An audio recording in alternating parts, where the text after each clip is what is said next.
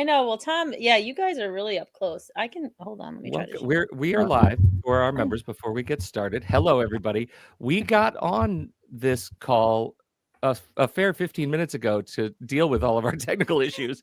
And right as we went live, we discovered, oh dear, we have more technical issues. Of course. That's Really, really great to have you watching. Thank you so much, everybody, for joining us for this conversation. Before we get started with the introduction proper, if you're watching in YouTube, it is possible for you to write comments to us as we record this show. So if Tom or Terry say something brilliant and provocative, let us know. And when we get to the end of our conversation, we'll take your questions as they come in. Terry, Tom, any pregame notes for the good people who are listening? I think we're good. I think we're good to go. All right. Good to go. Let's start. Think about trust. Trust is the invisible currency of the workplace. It's the unspoken agreement between employer and employee that we'll act in good faith, that we're all playing by the same rules. But what happens when that trust is tested? I'm Pete Wright, and this is Human Solutions. Joining me today are our very own Tom Jones and Terry Cook, who spend their days in the maze of workplace policy, helping employers and our members navigate the gray areas of HR. This month, we're exploring how businesses can balance compliance and fairness and trust in the workplace. From bereavement policies to questionable doctor's notes to the new realities of workplace surveillance, we're diving into your tough questions. And we have some practical guidance and best practices as you navigate today's workplace challenges.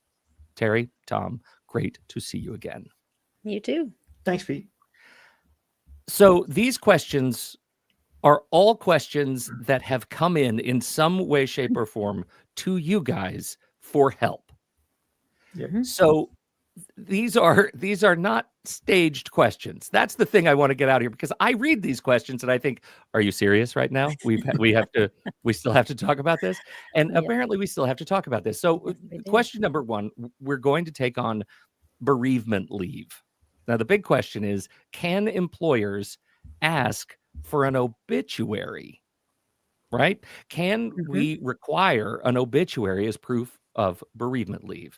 Where would you like to start? I think probably the legal part first, right, Tom? I think that's probably the best place to kick it off, Pete. And to my knowledge, in general, the answer is no. There's no law prohibiting you to ask for an obituary. The one thing may be a question, 5 different states have laws regarding bereavement leave. They may have specific provisions within the state law that would say you can and you can't, what you can and can't do. But in general, it's every other state.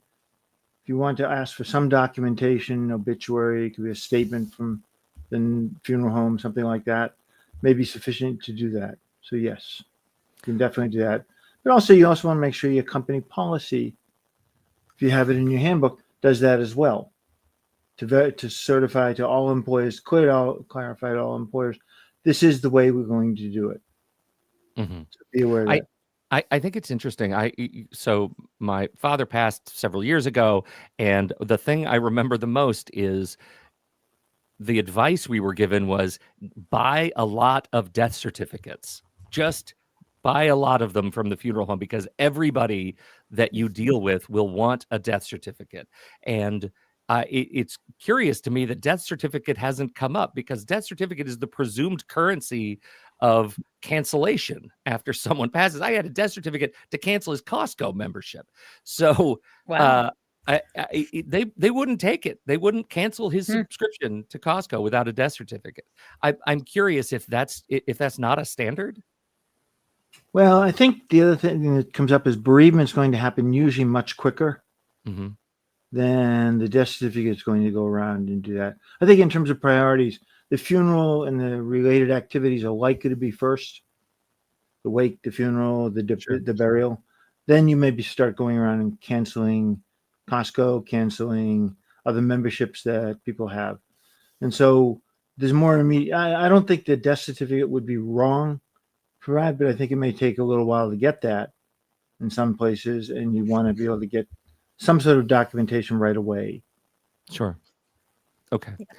Terry, Mhm. this happens, and we're dealing with, you're dealing with the grief and the uncertainty of a loss in your immediate family. You're requesting bereavement leave, and the first thing your HR person says is, "Yeah, I need proof." Uh, how does that impact trust to Right. our opening thesis? Well, I think a few things. I don't think that'll be the first thing the HR person asks you, I hope. So hopefully they're talking to you and empathizing with your loss and so forth. As Tom said, it depends on what the expectations are.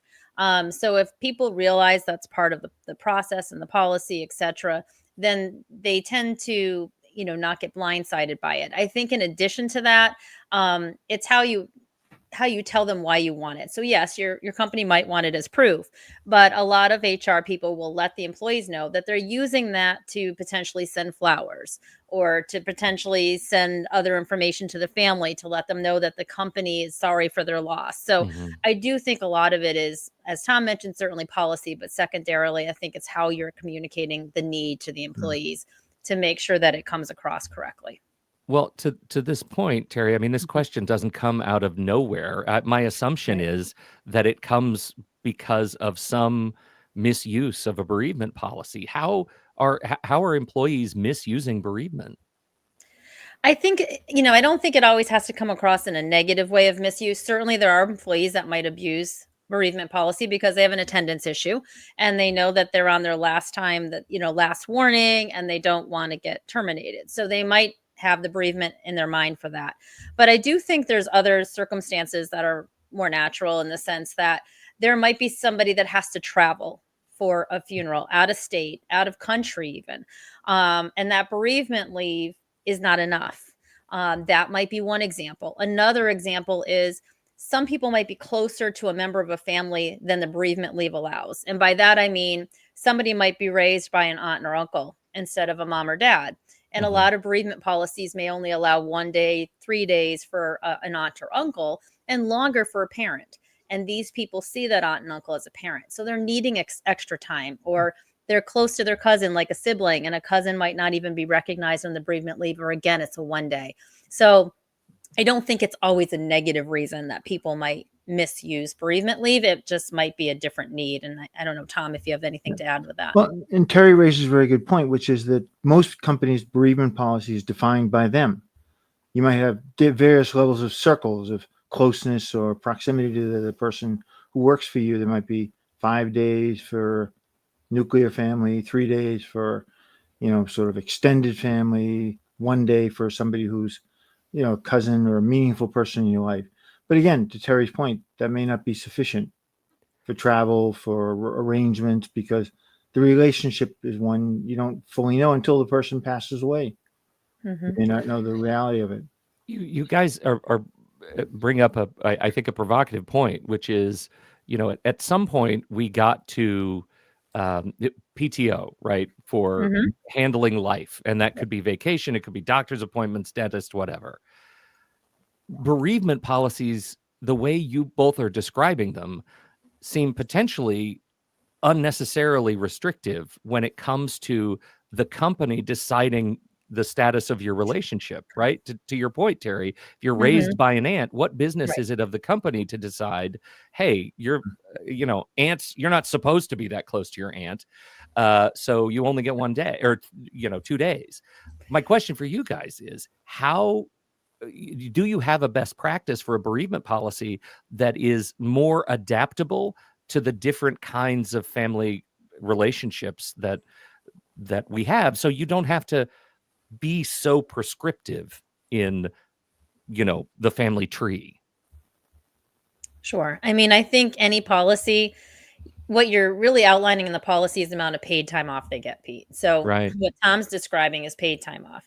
That Right. doesn't mean that somebody can't use extra time, whether that be unpaid or they're using PTO, to your point, Pete. Mhm. So I think it's wide open for that. And I think with any policy, we always say, something may change on a case by case basis, or please see your supervisor or human resources to discuss extenuating circumstances. So I think we always leave it open for that purpose. Tom, I think you dropped a couple of nuggets that I want to come back to, Okay. and I look for both of your insights on this.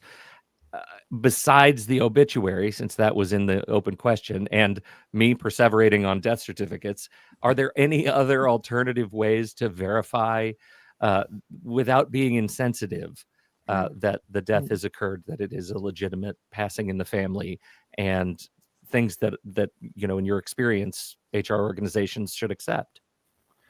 I mean, one option might be a more generalized online search. Mhm. Some statement is out there, somebody, and it could be anything from a Facebook posting to some other, meaningful way that people communicate within their family or within their social media that helps you determine whether that's true or not without being too invasive for the person. I mean, Terry's point's a really strong one, which is that it's hard to know when the right moment is to dig that deeply. Yeah. Sometimes there's a history and you think, gee, I would never do that because the person's been sort of advising you this person's sick, they're in the hospital or whatever. But then there's also a history of people who have chronic absenteeism who then all of a sudden come out of nowhere and say, well, someone's passed away. May well be true. And maybe maybe they've already gone to there, which is Right. the other thing. Sure. Someone might have just said, I'm going to pick up, I have to go because I'm the only relative left to deal with this or whatever. And you might want to be able to verify it. So you have to dig around a little bit more. And I do think, Pete, that not every company requires that. I mean, this question came up as kind of a unique question that we happen to be asked in a few different ways. So that's why we brought it up. But it's not to say that all companies require obituaries to take bereavement leave. Sure. A lot of companies will just say, fill out the form, let us know, that you need bereavement leave or what have you. So just want to make sure that I make it clear that not every company is requiring that. No, of So. course. This takes us to the realm of the living here. We're taking on questions about suspicious doctor's notes and employer options. An employee provided a doctor's note, but it seems fake. What can we do? Fake doctor's notes. So again, let's start with the law. Tom, when can employers legally request a note? Well, there's a variety of different situations. Return to work, post injury, post leave of absence. Someone wants to come back to work. The company wants to be assured they're clear for fitness for duty. They can now do what they used to do, or they can do, they can gradually work their way back to be able to do even what they used to do. Could be if your state has an earned sick time law. In certain circumstances, you can ask for a note if it goes out a certain amount of time. If the post workers comp, workplace injury, someone's coming back, could be with the Americans with Disabilities Act. There's a variety of reasons which you can permissibly ask for a note. Okay, so Terry, the note seems fake. You've seen a lot of notes. I have. Give me some red flags. What are you looking for notes that seem fake? Because I tried to pass a doctor's note off to my teacher once so I could go across the street from my school and eat lunch at the drugstore. Wow, And there you that go. didn't play. So what should I have learned? What should you learn? So I think there's a few things we've noticed. I mean, sometimes it's not even sent to you on any type of medical, stationary, any type of medical information on it. It's like a blank paper. And it says, Terry Cook can be excused from work Right. for as long as she wants. Signed, Signed Dr. Terry Line. Cook. Signed Terry Cook, So, right. Dr. Terry. Yeah, Dr. Terry Cook says I can. So I mean, that's sometimes a red flag. No signature, no doctor signature or anything, just kind of like a typed up piece of paper. Different handwriting. So you see the note is in a certain handwriting, a signature is in a different handwriting. I've seen people white out pieces. So like where the date is that the person can come back to work is whited out and they put in their own date. So white out obviously should be something, or when somebody crosses out or it's smudged.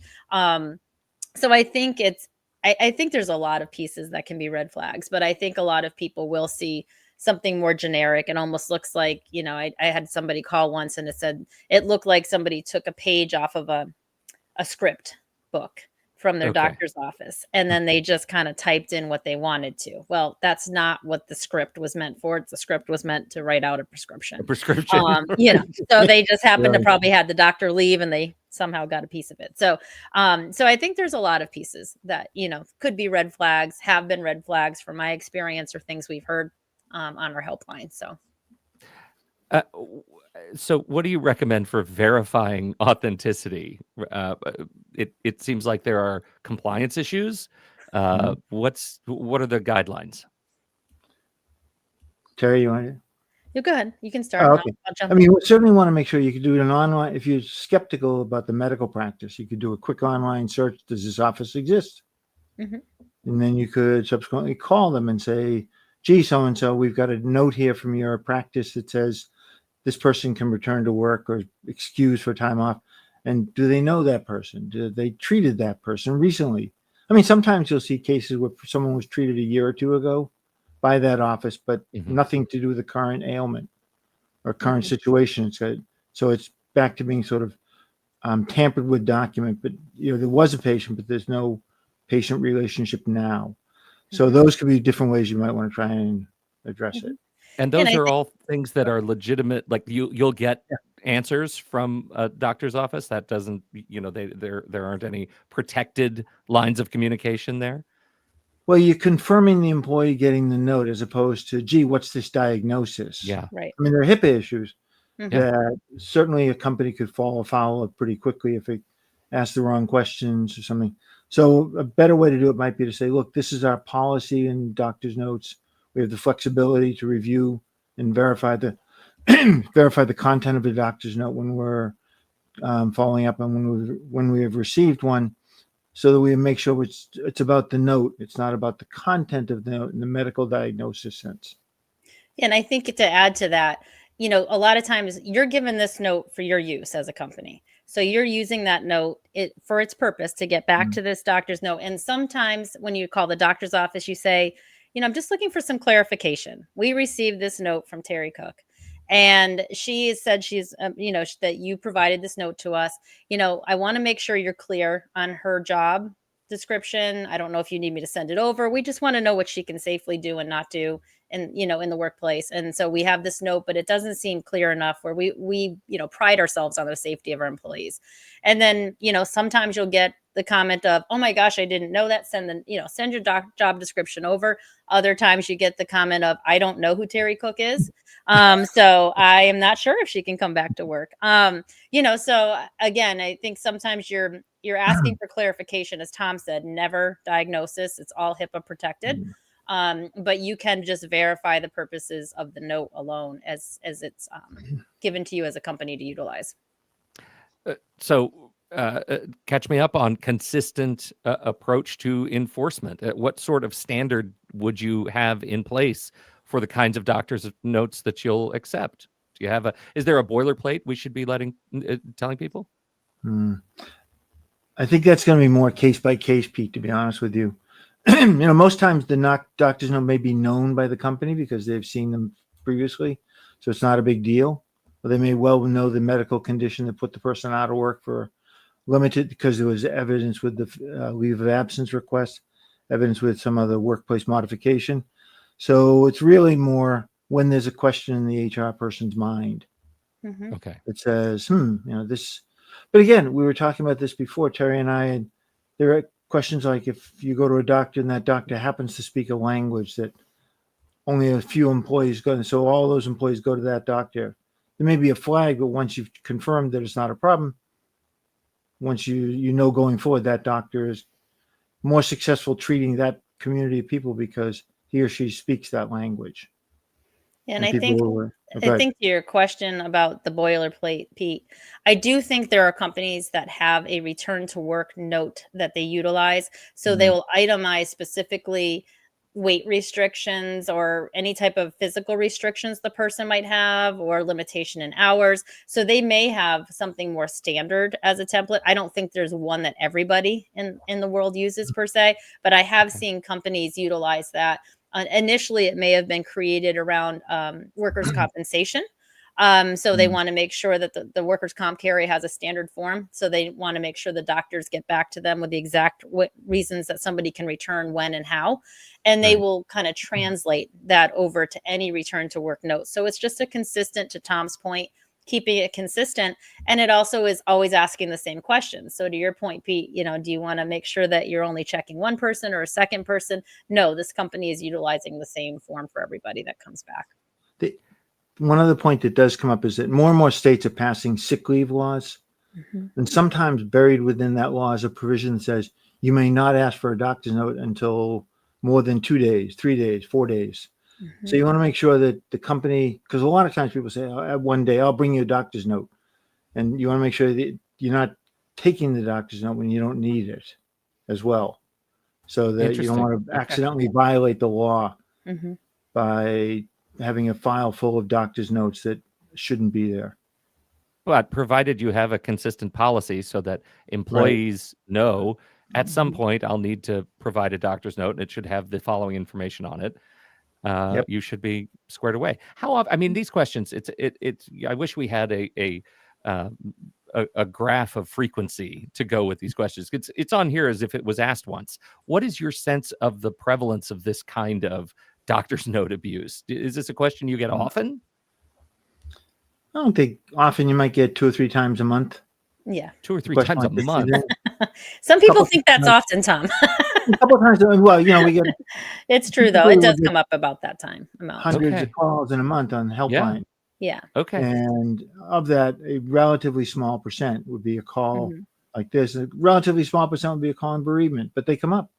Yeah. They These come They up. do. quirky little events that you think, oh, geez, what do I do? And it's the best approach would be to say, this is what you do. Well, Right. that lets us transition to our third topic today, which is around employee surveillance. The question is, an employee secretly recorded a conversation. Can it be used in court? The employee Hmm. recorded a conversation. Can it be used in court?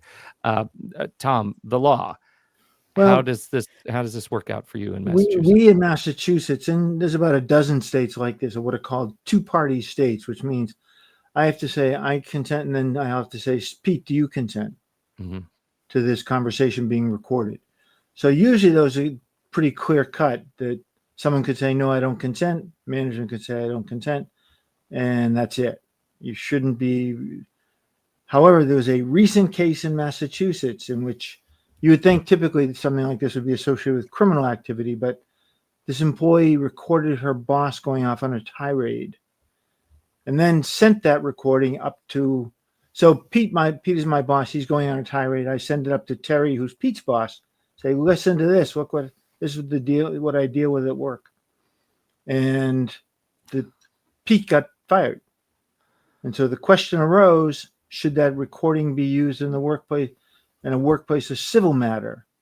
And the court so far said yes, it can be used. So because it's a civil matter and not the criminal matter. So that, I'm sure that will be appealed, but at the moment that's allowed. So any other state in the country, you want to be very careful as to what the local state of the law is. And the question is for companies that are based in Massachusetts, having what if you're an employee who's in Connecticut Mhm. and talking to somebody in Massachusetts? How does the law apply across state lines? I think it's going to be the law where the employee would bring the case, which would be Connecticut in that case. Okay. So Terry's in Connecticut, and she's would then sue there. She lives there, she works there. She doesn't come into the prop. I just call her up and act wild on the phone as her Hmm. boss. But Mhm. I think jurisdiction would be. I guess she could bring the case where she thinks is most favorable jurisdiction to herself. But typically, I think the employer would say, no, that should be brought in Connecticut, which is a two-party state or one-party state or whatever, and that would influence the final outcome. Mhm. I the question, Terry, for you is, do you recommend employers attempt to ban recordings at work?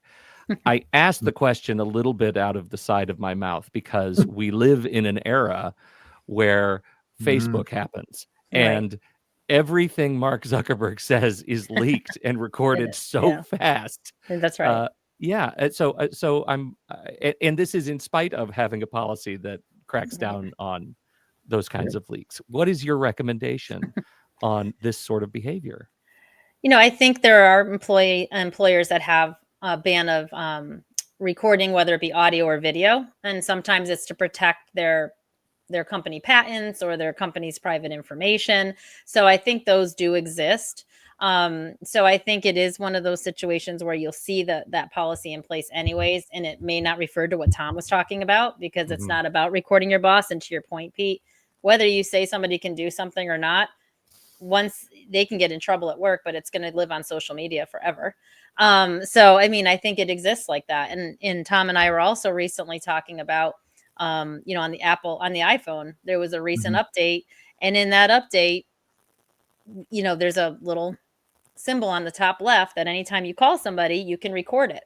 And it's as Right. simple as pressing that button. Now, if somebody had an Apple phone, they would get notified that Tom is trying to record the conversation with Terry.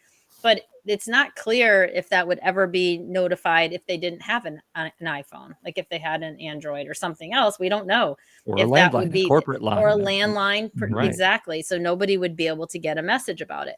So I think those things have like left things really wide open on the recording side, and it's up to the company to have the policy. But to your point, Pete, I'm sure Mark Zuckerberg has a lot of policies. And somebody can still do it. I mean, people will do things without that. And I also think Tom's talking about the two-way consent state.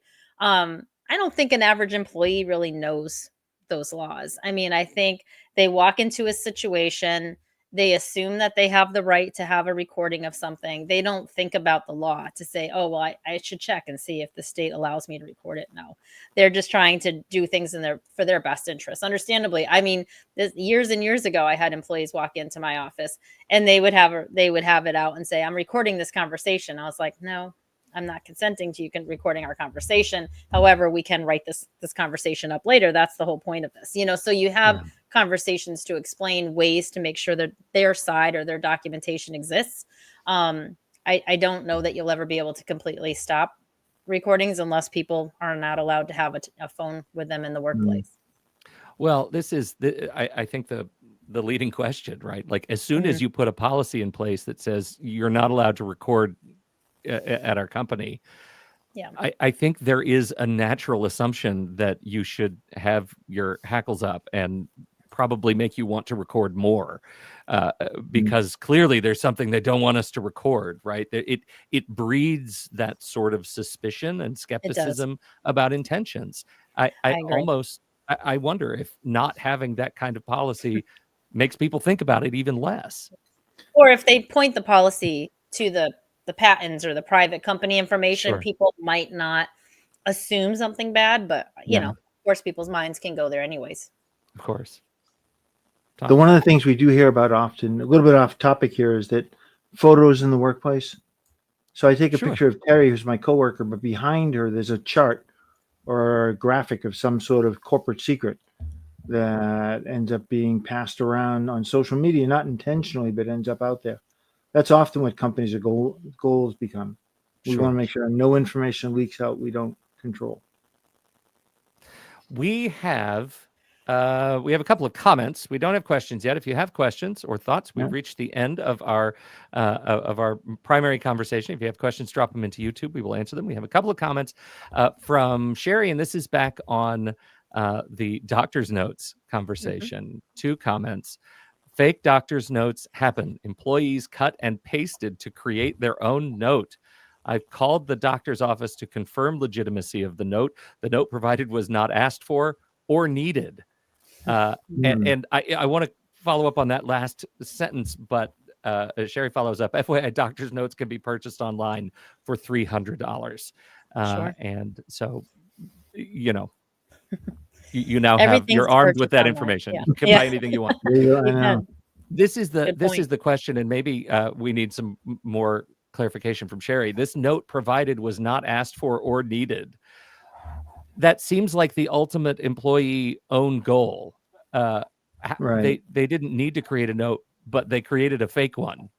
Yeah. I think How, I'm guessing what she means by this is that the doctor's office is saying that the note was never given by the doctor's office and not needed by the yeah, employee to be excused. I'm guessing Sherry is Yeah. that's what she's saying, yeah, but that's what I would make an assumption of.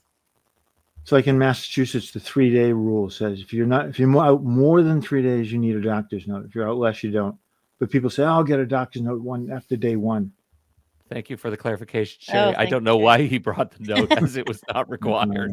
Well, I think it's funny people do though, Pete. I think some people have this notion that if I bring a doctor's note in, the company can never hold any absence against me. It can't be a okay. violation of attendance policy. And I don't know if that's why this person did this to Sherry, but we've had calls, Tom, right, on Oh helpline yeah.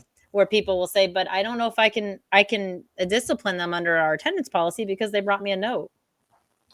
They've worked there 3 months. How many days absent? Oh, 20. Yeah. 20 days. Well, wait a minute. Yeah, maybe there's a But they bigger had a problem. doctor's note, Tom. So That's right. The people who need this message are probably not listening to this live Mhm. stream, but I think the aphorism applies. Why open your mouth and let people? You should always keep your mouth closed and let people think you're a dummy, then open your mouth and prove Oh, it. jeez. Here, I got it out. I got it out. Jeez. Well, this has been illuminating as always. My time with you two is fantastic. Thank you both for sitting down with me today and educating me. I will say for all of our listeners, AIM members can reach the HR helpline. I'll give it to you right here, 800-470-6277. That's for our AIM members, or email helpline@aimnet.org for inquiries Monday through Friday, 8:30 a.m. to 5 p.m. Eastern Standard Time. I've got some other links in the show notes, so make sure you check those out in this as it goes out on our website, and we will keep you posted as things change. Thank you very much for joining us. We appreciate your time and your attention, and we'll see you next month. I don't even know what bounty we'll have from the helpline next month. I'm very, very much looking forward to it. So, Terry, Tom, thank you. On behalf of both of my esteemed guests, I'm Pete Wright. We'll see you next month right here on Human Solutions. Thanks, Pete. Thank you, Pete.